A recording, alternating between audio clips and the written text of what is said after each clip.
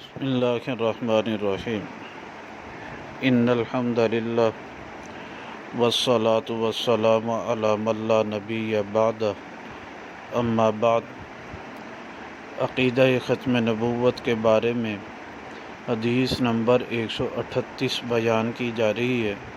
یہ حدیث مبارکہ کنز العمال فی سنن الاقوال والافعال میں موجود ہے، اور راوی اس میں حضرت ابو ہریرہ رضی اللہ تعالیٰ عنہ ہیں، اور جلد نمبر 11 صفحہ نمبر 259 ہے۔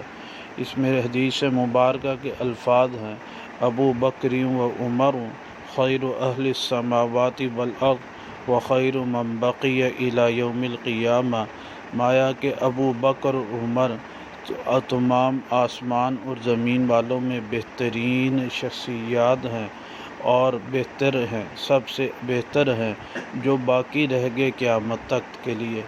یہ مسلمانوں کا اجماعی عقیدہ ہے کہ آپ علیہ الصلاۃ والسلام کے بعد تمام آسمانی اور زمینی مخلوقات میں سے افضل ابو بکر اور عمر رضی اللہ تعالیٰ عنہ ہیں، لیکن دونوں شخص اور قیامت تک کے لیے جتنی بھی انسانوں نے آنا ہے ان میں افضل یہی دو شخصیات ہیں، لیکن پیغمبر